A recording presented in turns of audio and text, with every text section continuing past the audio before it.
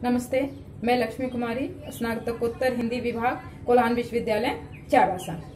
स्नातकोत्तर हिंदी द्वितीय वर्ष चतुर्थ सेमेस्टर दशम पत्र के अंतर्गत हम लोग वापसी कहानी के तत्वों के आधार पर आज हम लोग चर्चा करेंगे।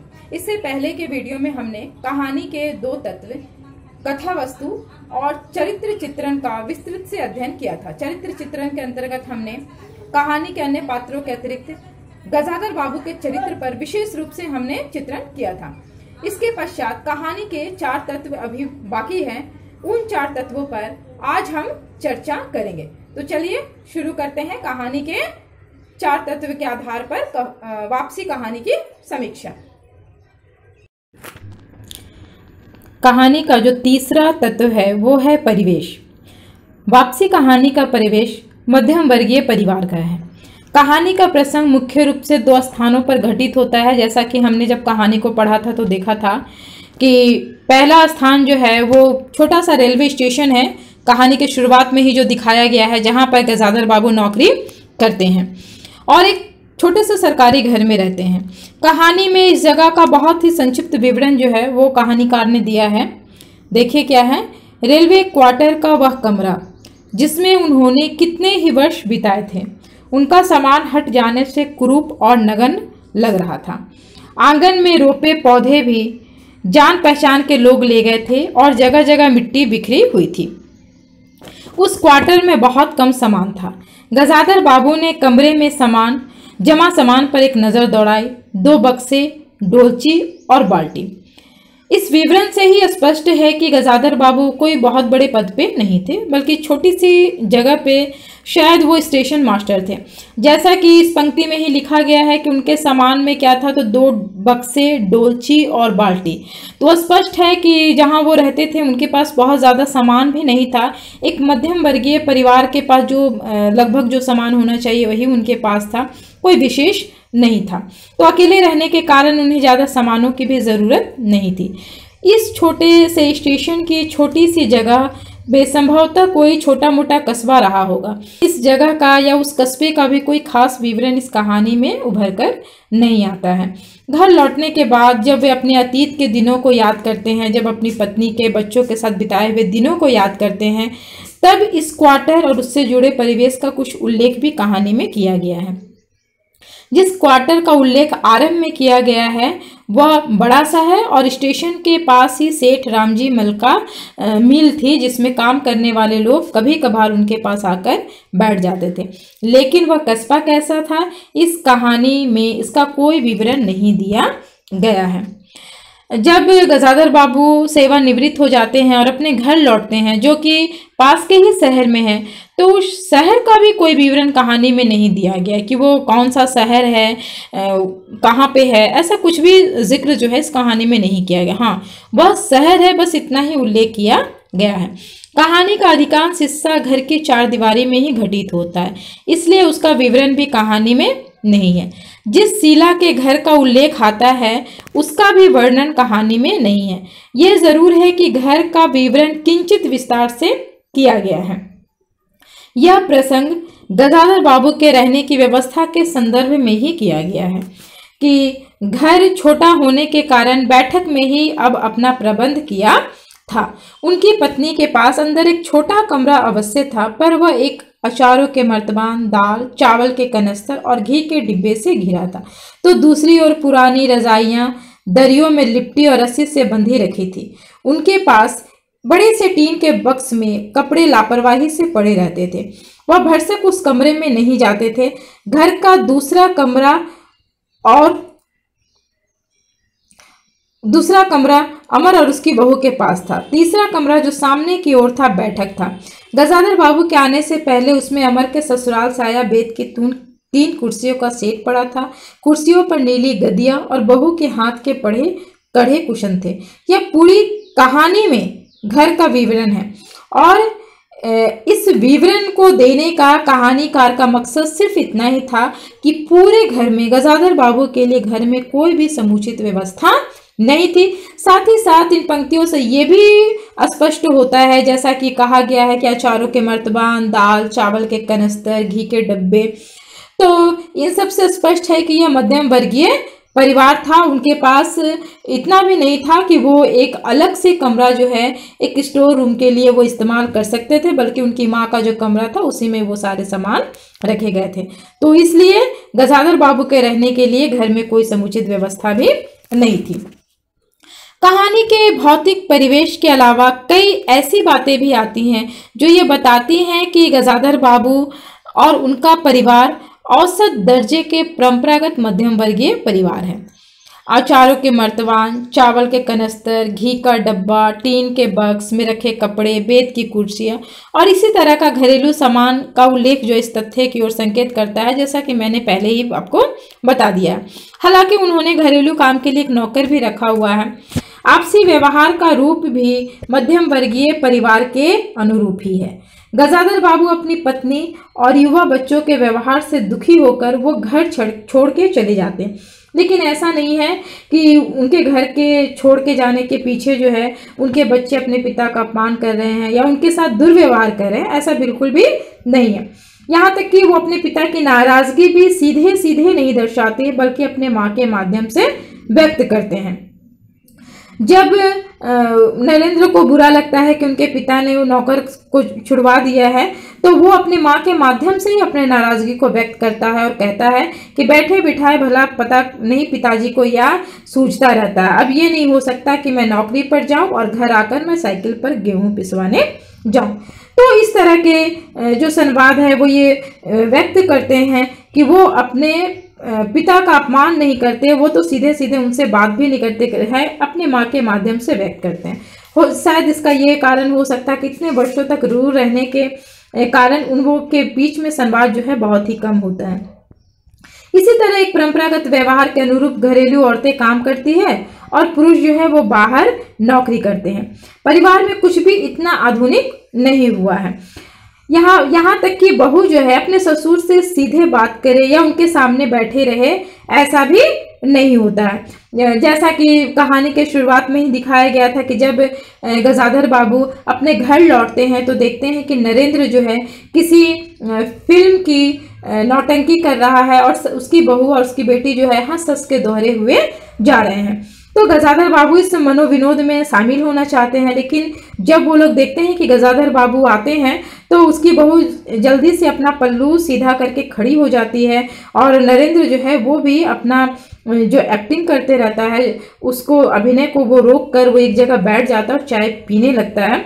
तो इन सब चीज़ों से स्पष्ट होता है कि वो अपने पिता के सामने इस तरह का कोई व्यवहार नहीं करना चाहते थे जिनसे इनके पिता को बुरा लगे, लेकिन इसका विपरीत प्रभाव जो है वो गजाधर बाबू पे पड़ता है। वे कुंठा से भर जाते हैं और उनको लगता है कि उनके बच्चे उन्हें अपने हंसी मनोविनोद में उन्हें शामिल नहीं करना चाहते। लेकिन आजकल परिवार में बहुत ही बदलाव हो रहा है और ये बदलाव बहुत धीमी गति से हो रहा है, लेकिन फिर भी उसकी चुभन जो है वो गजाधर बाबू को महसूस होती है। ये चुभन ही कहीं न कहीं गजाधर बाबू को बुरी लगती है और वो घर छोड़कर चले जाते हैं। इसके पश्चात जो चौथा तत्व है वो है संवाद या कथोपकथन। तो वापसी कहानी के संवाद सरल, स्पष्ट और सार्थक है। छोटे छोटे संवादों की स्वाभाविकता तो देखते ही बनती है। उदाहरण के लिए हम ले सकते हैं, बहू क्या करती है? गजाधर बाबू ने पूछा। पड़ी रहती है। बसंती को तो फिर कहो तो कॉलेज जाना होता है। तो इन पंक्तियों से ही स्पष्ट है कि ये बहुत ही छोटे छोटे पंक्ति हैं और इन छोटे छोटे पंक्तियों के माध्यम से ही उषा जी ने बहुत ही गूढ़तम बातों को हमारे समक्ष जो है वो रखा है। संवादों के माध्यम से ही हमें ये भी पता चल जाता है कि पात्रों का चरित्र कैसा है। संवादों के द्वारा पात्रों की विशेषताओं को समझने में हमें सहायता मिलती है। साथ ही साथ कथानक को ये गति देते हुए भी प्रतीत होते हैं। देखते हैं हम कि निम्नलिखित संवाद में व्यक्त गजाधर बाबू की असहायता और सरलता। मैंने सोचा था कि बरसों तुम सबसे अलग रहने के बाद अवकाश पाकर परिवार के साथ रहूंगा। खैर परसों जाना है, तुम भी चलोगी? तो इस पंक्ति से ही गजाधर बाबू की असहायता स्पष्ट रूप से झलकती है कि वो अपनी पत्नी को अपने साथ चलने के लिए कहते हैं, लेकिन उनकी पत्नी जो है उनके साथ चलने से मना कर देती है। तो परिवार के सदस्यों की स्थिति के अनुसार उनके संवादों की भाषा में भी बदलाव आता है। संवादों के प्रयोग में लेखिका ने पात्र के स्वभाव, मनस्थिति और पात्रों में जो पारस्परिक संबंध है उसका भी ध्यान रखा है। उदाहरण के लिए अपनी बेटी बसंती को संबोधित करते हुए गजाधर बाबू का ये कथन हम देख सकते हैं। बसंती, आज से शाम का खाना बनाने की जिम्मेदारी तुम पर है। सुबह का भोजन तुम्हारी भाभी बनाएगी। इन पंक्तियों में हम आदेश के भाव को बहुत स्पष्ट रूप से महसूस किया जा सकता है। कुल मिलाकर हम यदि देखते हैं तो कहानी के जो संवाद है वो पात्रों के अनुकूल और सजीव है। इसके पश्चात जो कहानी के तत्व है वो है भाषा शैली।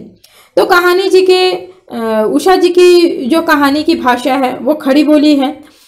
तो उषा जी की कहानियों की भाषा जो है वो बहुत ही सरल, व्यवहारिक और यथार्थपरक है। छोटे छोटे वाक्यों में रचनाकार ने अपनी बातें कही हैं। शब्दों का प्रयोग भी उन्होंने बहुत ही सावधानी से किया है। प्रत्येक बात को इस तरह कहा गया है कि उससे जो भी वो कहना चाहते हैं उसकी भावना का पाठक को बोध हो। कहानी की स्थितियों और भावों को बहुत ही संयमित भाषा में रखा गया है। भाव की स्वाभाविकता एवं यथार्थता प्रदान करने के लिए उषा प्रेमवदा जी ने मुहावरों और स्थानीय बोली का शब्दों का भी प्रयोग किया है। साथ ही अंग्रेजी, उर्दू के शब्द भी इस कहानी भाषा को प्रभावी बनाने में अत्यंत सफल हुए हैं। उदाहरण के लिए हम वापसी कहानी की भाषा का एक सरल रूप देखते हैं। गजाधर बाबू ने कमरे में जमा सामान पर एक नजर दौड़ाई। 2 बक्स, डोलची, बाल्टी। यह डिब्बा कैसा है गणेशी? उन्होंने पूछा। गणेशी बिस्तर बांधता हुआ कुछ गर्व, कुछ दुख, कुछ लज्जा से बोला। घरवाली ने साथ को कुछ बेसन के लड्डू रख दिए हैं। कहा बाबूजी को पसंद थे। अब कहाँ हम गरीब आपकी कुछ खातिर कर पाएंगे। आलोक्य कहानी में यदि हम देखें तो मुख्यतः वर्णनात्मक और यथार्थवादी शैली दोनों का ही प्रयोग हुआ है, पर एक दो स्थान पर हम देखते हैं कि मनोवैज्ञानिक शैली का भी प्रयोग किया गया है। तो मनोवैज्ञानिक शैली का भी हम एक उदाहरण देख लेते हैं। निश्चिंत जीवन, सुबह पैसेंजर ट्रेन आने से स्टेशन की चहल पहल, चिर परिचित चेहरे और पटरी पर रेल के पहियों की खटखट जो उनके लिए मधुर संगीत की तरह था।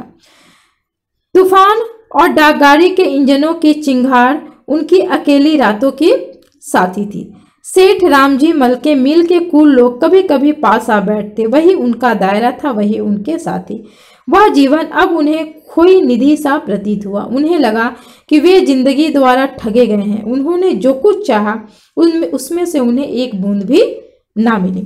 तो इस प्रकार हम देखते हैं कि वापसी कहानी अपने कथ्य के अनुरूप शैली और भाषा में रची गई है। साथ ही साथ यह पाठकों पर भी अपना गहरा प्रभाव छोड़ने में बहुत ही सक्षम है। इसके पश्चात कहानी का जो अंतिम तत्व है वो है उद्देश्य, क्योंकि बिना उद्देश्य के यदि कोई कहानी लिखा जाता है तो उसका कोई औचित्य ही नहीं होता है। तो आज का जो कहानीकार होता है वो केवल मनोरंजन की दृष्टि से नहीं लिखता, बल्कि कुछ करने के लिए कुछ उद्देश्य से वो लिखता है। तो उषा जी ने वापसी कहानी में एक मध्यम वर्गीय परिवार का यथार्थ अंकित किया है और यह दर्शाया है कि आधुनिक परिवार में पुराने मूल्यों की तरह पिता का भी कोई स्थान नहीं रह गया है।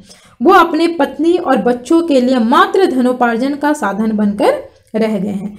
और कहानी का मूल उद्देश्य यह स्पष्ट करना भी है कि मानव के सपने कभी सच्चे नहीं होते और वास्तविकता उनके सपनों को चूर चूर कर देती है।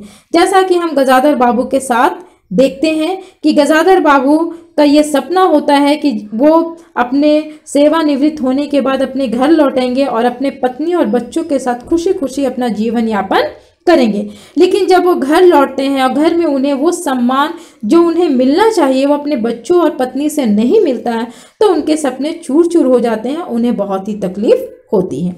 तो लेखिका ने दो पीढ़ियों के बीच हो रहे बदलाव और टकराव को भी दर्शाया है और यह बताने का प्रयास किया है कि आधुनिक परिवारों के विघटन का मूल कारण प्राचीन और नई मान्यताओं के प्रति सादृश्य नहीं होना है। आज का भौतिकवादी संसार माता पिता को ये सीख भी देता है कि उन्हें अपने लिए भी जीना चाहिए। केवल सब कुछ अपने बच्चों के ऊपर ही न्यौछावर कर देना आज के लिए सही नहीं है। कुछ न कुछ उन्हें अपने लिए भी रखना चाहिए। अपने परिवार के लिए मात्र धनोपार्जन का साधन बनकर रह जाना उचित नहीं है, अन्यथा उन्हें भी गजाधर बाबू जैसा एकाकी जीवन जीने की त्रासदी झेलनी पड़ेगी। इस प्रकार यह कहानी वर्तमान युग में बिखरते मध्यम वर्गीय परिवार की त्रासदी तथा मूल्यों के विघटन की समस्या पर भी प्रकाश डालती है। तो इस प्रकार हम देखते हैं कि कहानी के 6 तत्वों के आधार पर हमने वापसी कहानी को देखा है। अब हम कह सकते हैं कि निष्कर्षतः उषा प्रेमवदा की वापसी कहानी जो है वो सामाजिक यथार्थ को प्रभावशाली रूप में प्रस्तुत करने वाली मार्मिक कहानी है। कथानक की सुसंबद्धता, पात्रों का मनोवैज्ञानिक स्वरूप, संवादों की सरलता और सार्थकता, वातावरण की जीवंतता, भाषा की व्यवहारिक और शैलीगत रोचकता इस कहानी कला की दृष्टि से एक सफल कहानी निरूपित करते हैं। निसंदेह उषा प्रेमवदा की वापसी कहानी एक सुदृश्य और सफल कहानी है। तो हम लोगों ने कहानी के तत्वों के आधार पर वापसी कहानी को देख लिया है। आशा करती हूँ कि आप लोगों को मेरा यह वीडियो पसंद आएगा और ये प्रश्न बहुत ही उपयोगी है, तो आप चाहें तो इसे अपनी उत्तर पुस्तिका में भी लिख सकते हैं। इसीलिए मैंने इसे एक नोट्स के रूप में तैयार किया है। तो आशा करती हूँ कि मेरे इस वीडियो से आप लोग जरूर लाभान्वित होंगे। तब तक के लिए धन्यवाद।